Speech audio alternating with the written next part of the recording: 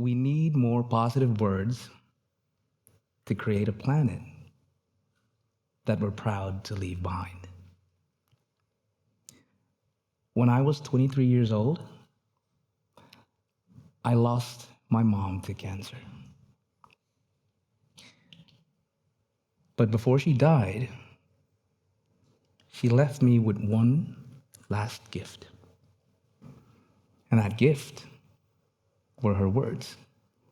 And those words were her words of affirmation that shaped me to the person I am today and the way I look at the world. Now, one of the last painful memories I have of my mom is her sitting in a hospital chair, holding her IV like a queen holds her staff. And I can't help but think about the words she wrote down.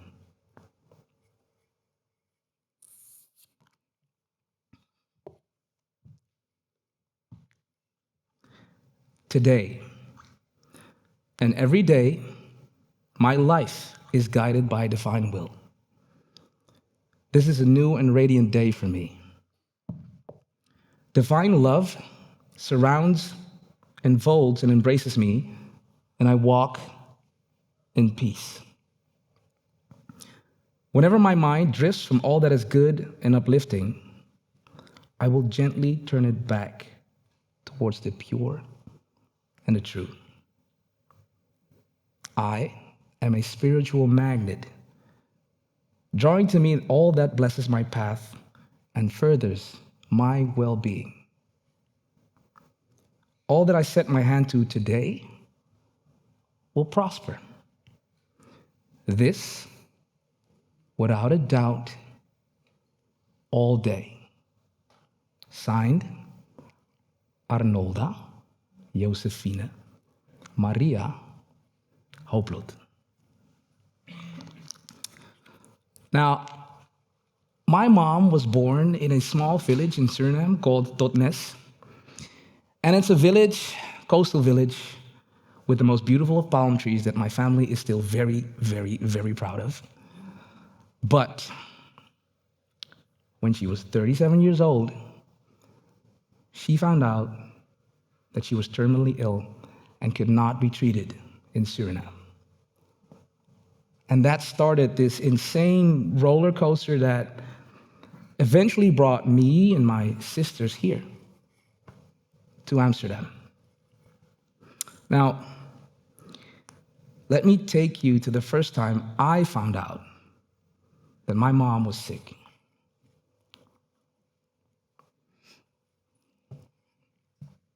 It's late at night.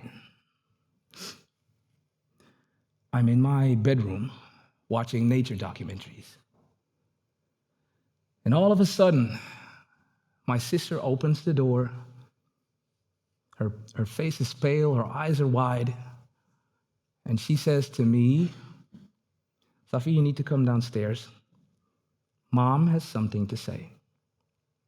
And in that moment, I'm like, "Mom, something to say?" She's not the person that calls in like a family meeting or anything. So I get up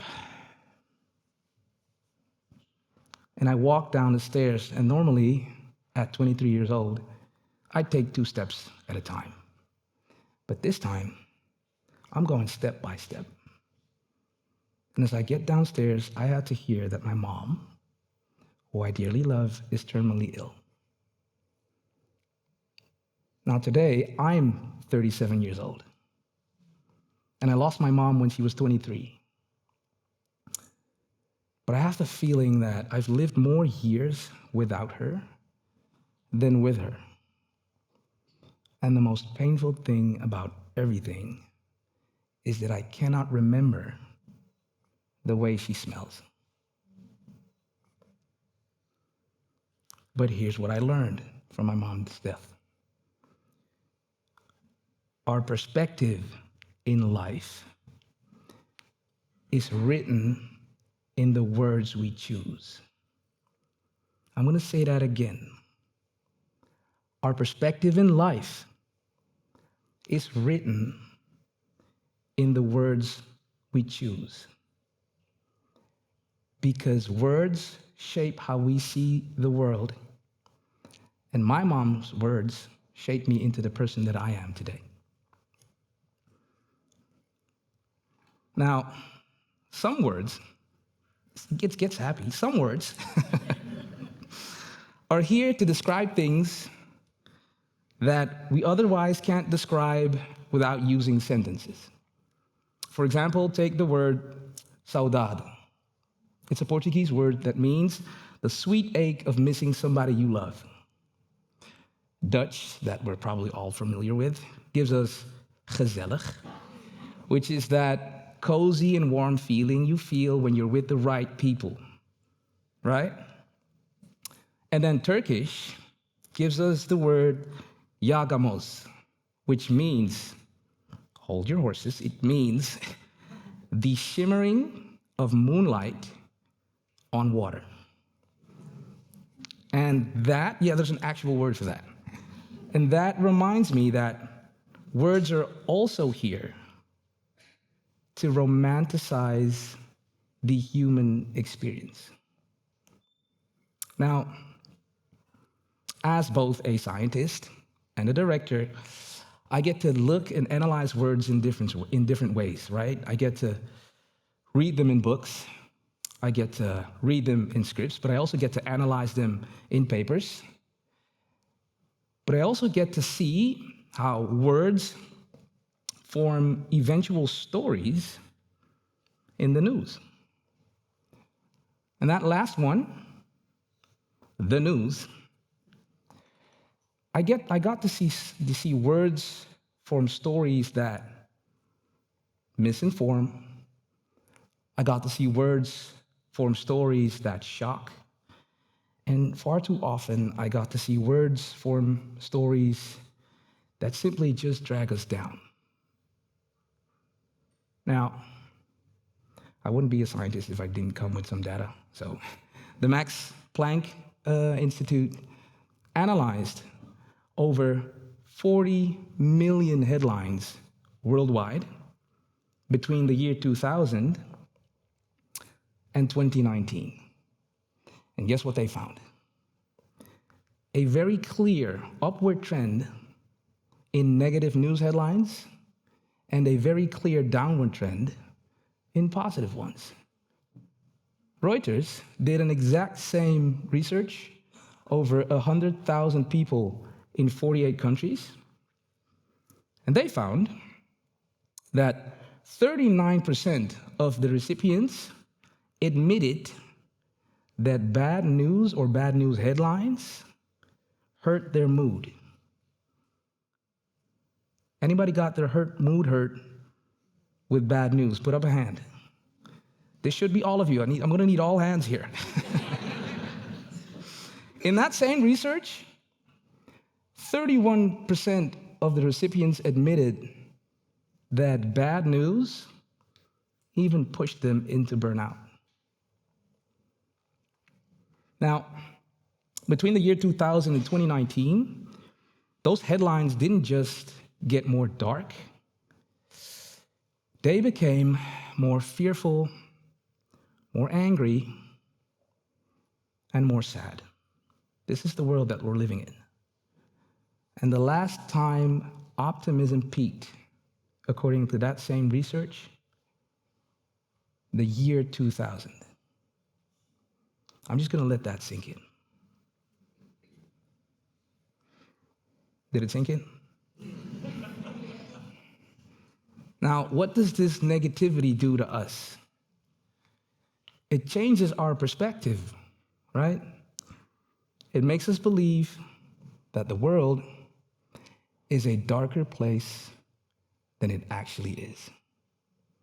And when we believe that the world is a darker place than it actually is, we shrink, we hide, and we stop talking to each other because we're scared. And here's the thing.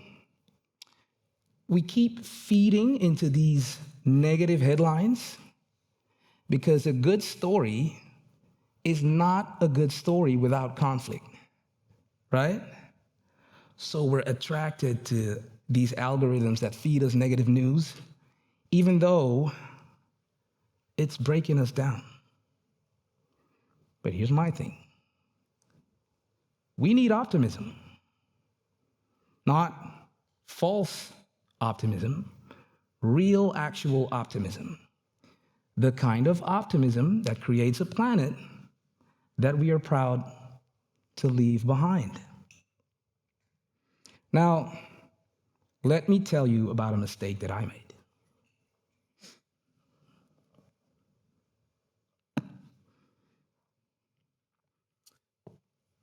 It's late at night.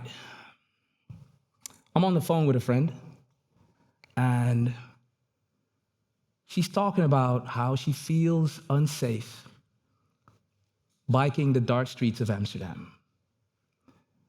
And her feeling of unsafety comes from this femicide case that was all over the news a few days prior. And in my mind, I go, well, actually, femicide cases are stable, so there's no extra risk. And before I got to say that, it hit me. That, ladies and gentlemen, is false optimism. False optimism is when we sugarcoat things and we make them better than they actually are. And false optimism is when we deny somebody's feelings and try to use this perspective or statistics. Real optimism doesn't deny somebody's feelings, and it doesn't deny fear. Real optimism is action. Take my friend, for example. False optimism would say, don't worry, femicide cases are stable, there's no extra risk, just bike home, right? Real optimism would say, every woman is one too many. That number must go down to 0. Because yes, the world is in peril. That is scientifically true. But a false mindset won't save us. So, let me get to the good stuff. First and foremost, clean energy. In 2023 alone, we have seen a 50% rise in the use of clean energies worldwide. That is something worth clapping for.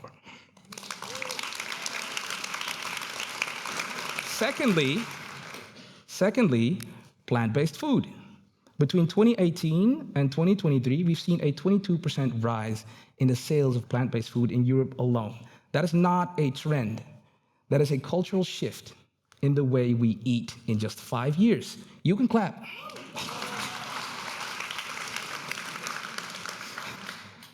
Thirdly, Amsterdam. We live with a lot of people on this very small piece of planet, and we're sharing streets, cultures, and stories, right? In some way, we're making it all work despite all these differences we have. And there are so many more examples of this, but they don't end up in the news, and therefore, they don't end up in our perception. But this is what we want positive stories to do. They're the little building blocks that make us believe that change is possible. And that belief inspires action. Because every time we tell a positive story to someone, we install this little bit of courage into the listener. The courage to act, the courage to create, the courage to change. Now, this is my story, but it reminds me of a story of a flower growing in a war zone. And every day, she's forced to watch bombs fall from the sky. And every day, she's forced to watch her people suffer. But every time she puts on her press vest, picks up her camera, she starts with the words, "I'm still alive." And those words, "I'm still alive," are positive words. They don't deny fear. They don't deny war. They insist on life. And that is what we want positive words to do, right? Resist despair. Think about these other slogans that we've seen around the world. Black Lives Matter. Reclaim the night. Protect our planet. The protests surrounding these words may seem negative, but if you look closely, all those words are asking for a positive change. They don't focus on what's broken, they demand what's possible. And that is the very core of protest, right? Protest says things can be better, and we won't stop until they are. That is the deepest form of courage, because it takes courage to name a better world when you are in a broken one. And positive words are not just decoration, they are a tool for transformation, because words define how we see, and how we see defines how we act. Now, I'd like to ask you something right before this break. Stand up if you think we could use more positive words in this world. Because this is what I'm trying to say.